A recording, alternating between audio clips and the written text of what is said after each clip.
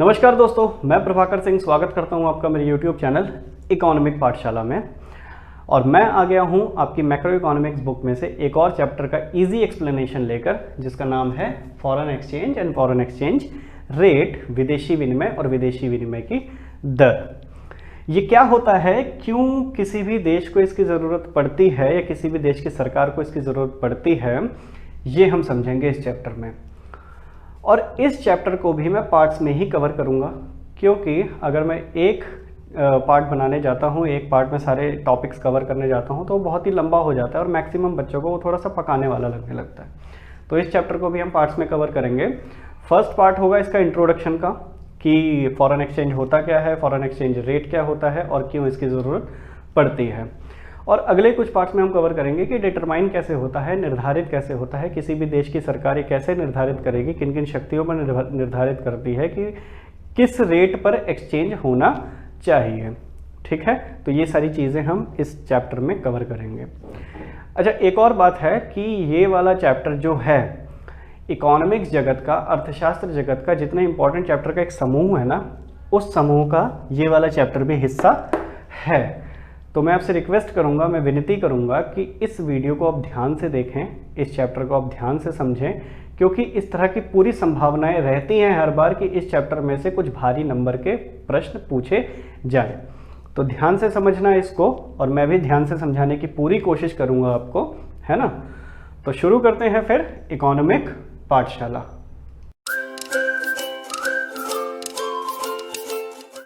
तो एक्सचेंज से शुरुआत करते हैं। एक्सचेंज को हिंदी में बहुत ही आसान शब्द है इसके लिए, अदला बदली।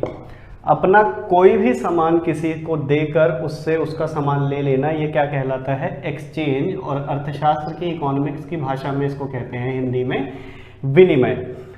फॉरेन को कहते हैं हिंदी में विदेश। तो विदेशों से जो भी हम विनिमय या फिर एक्सचेंज करते हैं, उस एक्टिविटी को क्या कहते हैं, फॉरेन एक्सचेंज।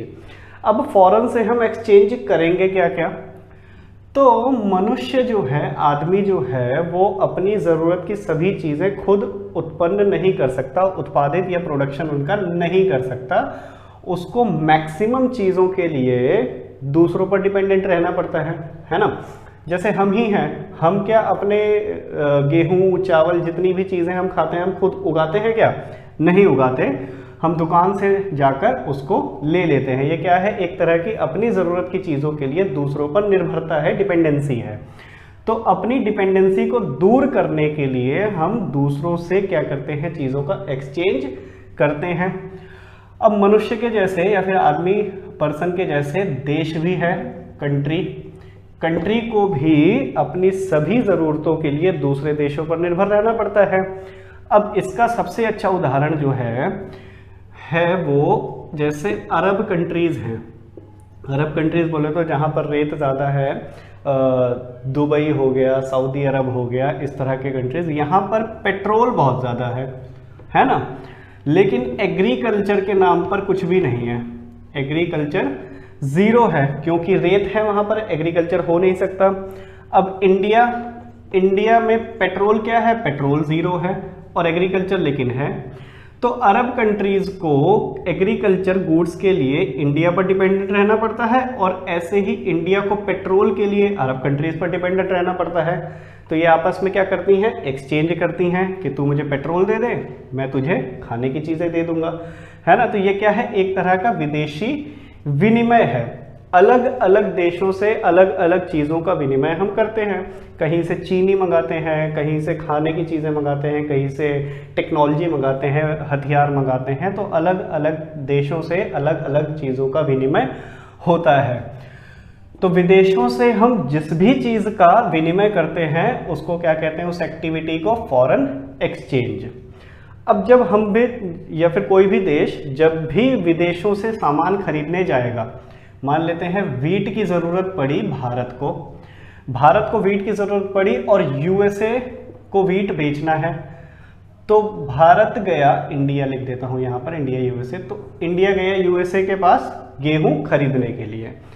तो गेहूं खरीदने के लिए उसको पेमेंट कैसे करना पड़ेगा? मुफ्त में तो मिलेगा नहीं, है ना, पड़ोसी तो है नहीं कि चीनी खत्म होगी हमारे यहाँ पर चीनी दे दो भैया। तो क्या है, यूएसए से गेहूं उसको खरीदना पड़ेगा और खरीदने के लिए उसको पैसा देना पड़ेगा। तो विदेश में जब भी पैसा हम देते हैं तो हम अपने देश की करेंसी का मतलब है कि जो हमारे यहाँ पर पैसा चल रहा है ना, 10 20 30 50 10 20 50 100 जो भी नोट यहाँ पर चल रहे हैं महात्मा गांधी की फोटो के, वो दूसरा देश एक्सेप्ट नहीं करता, वो दूसरा देश एक्सेप्ट नहीं करता। हमें यूएसए की करेंसी में ही उसको पे करना पड़ेगा। वहां पर जो डॉलर चल रहा है हमें डॉलर में उसको पेमेंट करनी पड़ेगी। अब डॉलर में पेमेंट होगी कैसे? हमारे यहाँ पर तो डॉलर है ही नहीं, ना हमारे यहाँ पर छप रहा है, ना हम उसको छाप सकते हैं, हमारी अथॉरिटी है। तो हमें या फिर इंडिया को यूएसए का डॉलर खरीदना पड़ेगा, यूएसए का डॉलर खरीदना पड़ेगा और फिर वो यूएसए के डॉलर में पेमेंट करके क्या होगा, वो गेहूं खरीद लिया जाएगा। तो कुल मिला के आसान शब्दों में करेंसी का ही एक्सचेंज क्या कहलाता है? Foreign exchange. हम जब भी विदेशों से कोई भी सामान हम खरीदते हैं तो हमें उसकी करेंसी में ही पे करना पड़ता है और उसकी करेंसी में पे करने के लिए हमें उसकी करेंसी हमेशा पहले खरीदनी पड़ेगी। तो करेंसी का ही एक्सचेंज क्या कहलाता है? Foreign exchange. Foreign exchange rate, तो फॉरेन एक्सचेंज आपको समझ में आ गया। अब जिस रेट पर फॉरेन एक्सचेंज होगा उस रेट को कहते हैं फॉरेन एक्सचेंज रेट। जैसे अभी इस समय आप काफी बार सुनते होंगे कि रुपया या फिर $1 खरीदने के लिए हमें लगभग 74 रुपए देने पड़ते हैं। तो ये क्या है? एक तरह का फॉरेन एक्सचेंज रेट है कि हमें वहां यूएसए की एक करेंसी खरीदने के लिए हमारे यहाँ की 74 करेंसियां देनी पड़ती हैं। तो करेंसी का ही एक्सचेंज क्या हो गया? ये फॉरेन एक्सचेंज। अब इसको और एक अच्छे उदाहरण से हम समझते हैं, गेहूं के ही। वीट भारत के पास खत्म हो गया है, वीट उसको खरीदना है यूएसए से। यूएसए और इंडिया के बीच ट्रेड होने वाला है, इसको कहते हैं क्या? व्यापार कहते हैं, इंटरनेशनल ट्रेड कहते हैं। आगे इसका भी चैप्टर आएगा अभी। तो यूएसए में जो वीट का रेट है वो चल रहा है 10 kg पर $700। 10 kg खरीदने के लिए $700 देने पड़ते हैं। अब भारत को जो चाहिए वो चाहिए 5 kg चाहिए भैया गेहूं। तो 5 kg का रेट कितना हो गया? $350।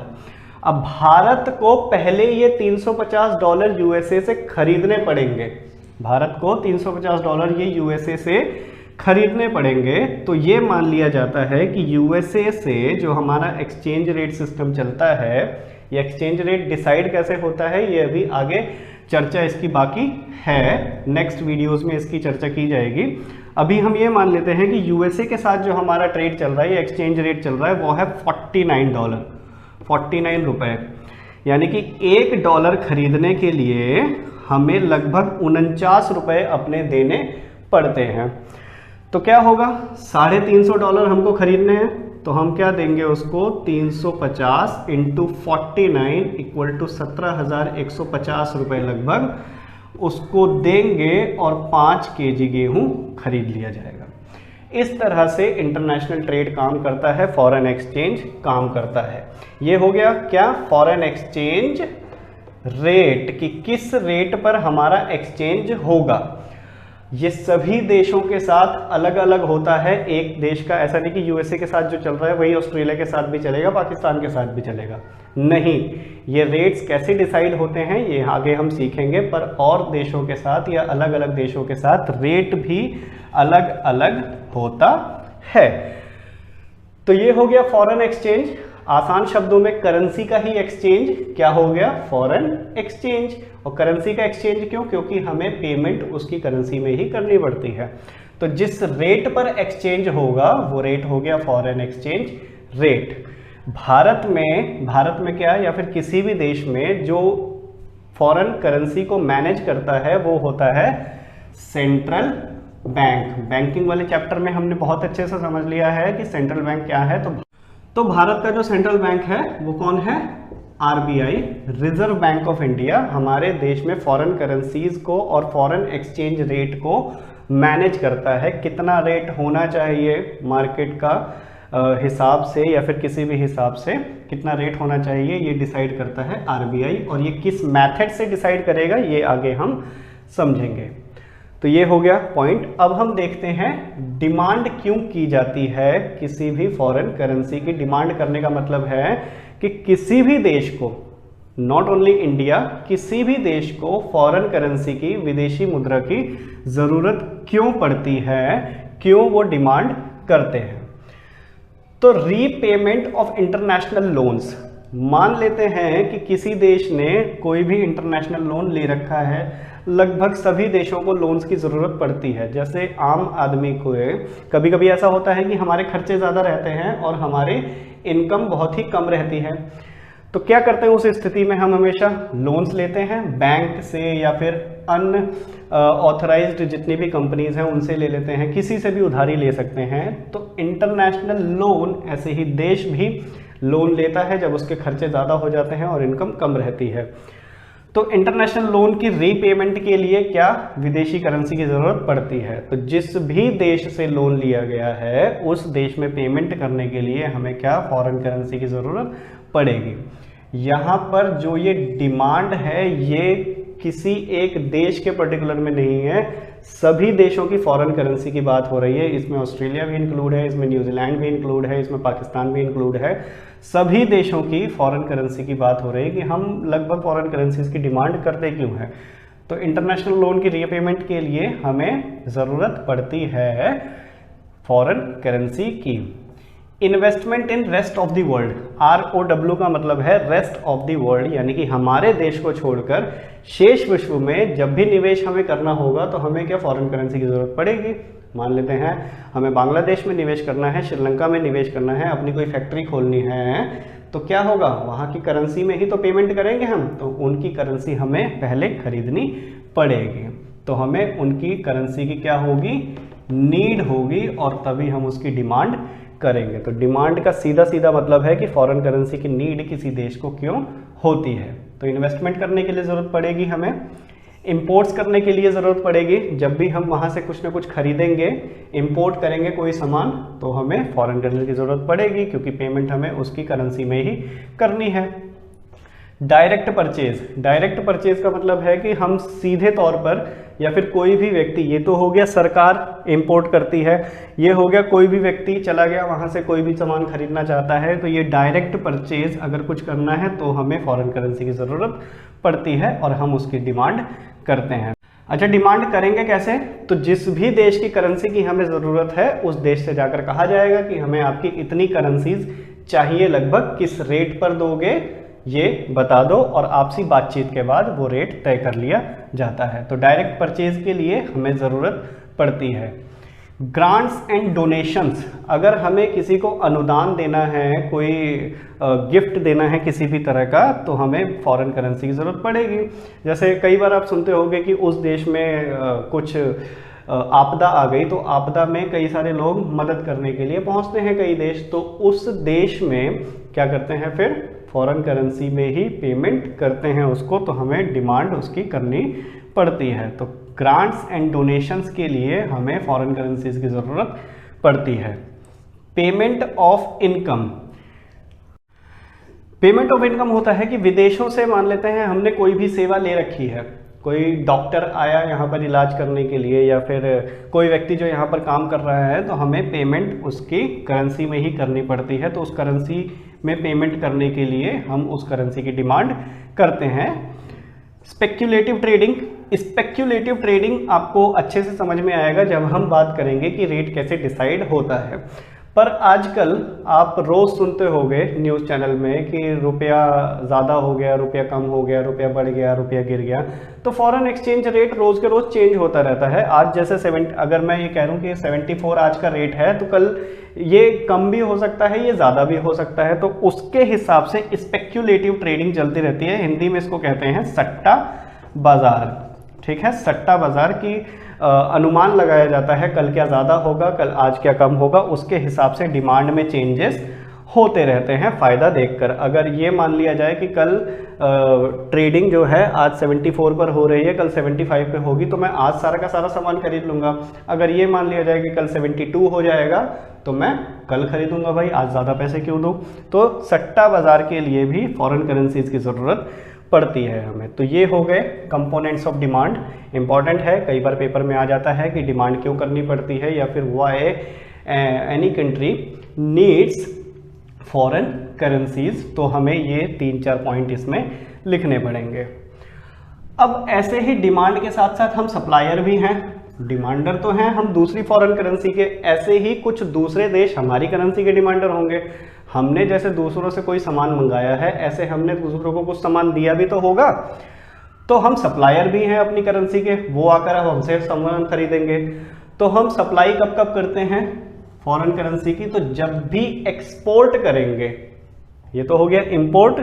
तो एक्सपोर्ट जब भी हम करेंगे, विदेशों को कोई भी सामान हम बेचेंगे, तो वो क्या करते हैं हमारी करेंसी की डिमांड करेंगे और हम उनकी डिमांड को पूरा करेंगे। तो हम क्या हो गए, सप्लायर हो गए। तो इंडिया के साथ साथ इंडिया के जैसे ही दूसरे देश भी सप्लायर होते हैं जब हम उनकी डिमांड करते हैं, और हम सप्लायर होते हैं जब वो हमारी डिमांड करते हैं। तो कंपोनेंट ऑफ सप्लाई में सबसे पहला पॉइंट है कि एक्सपोर्ट करने के लिए हम क्या हैं, सप्लायर हैं, या फिर सप्लाई करेंसी की जाती है जब हम एक्सपोर्ट करते हैं। Investment from rest of the world, ये तो था investment to rest of the world, ये है इन्वेस्टमेंट फ्रॉम। अगर कोई भी दूसरा देश हमारे देश में आकर इन्वेस्ट करना चाहता है तो वो क्या करेगा, हमारी करेंसी की डिमांड करेगा और हम अपनी करेंसी की सप्लाई करेंगे वहां पर।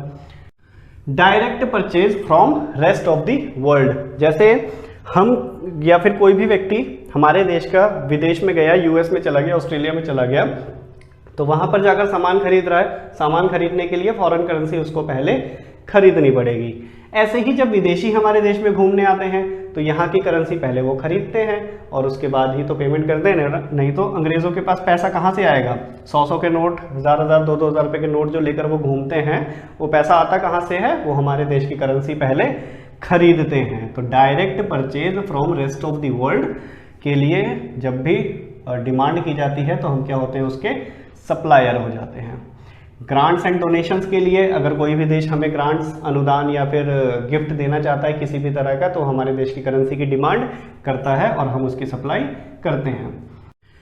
इनकम रिसिप्ट्स, इनकम रिसिप्ट्स होता है जैसे हमने किसी देश की सेवा यूज़ की थी तो हमने उसकी करेंसी में पे किया था, ऐसे ही कोई देश हमारे देश की सेवा यूज़ करेगा तो वो हमारे देश की करेंसी में ही पे करता है। तो जिसने भी हमारे देश की सेवा यूज़ की उसको पेमेंट करने के लिए हमारी करेंसी खरीदनी पड़ती है।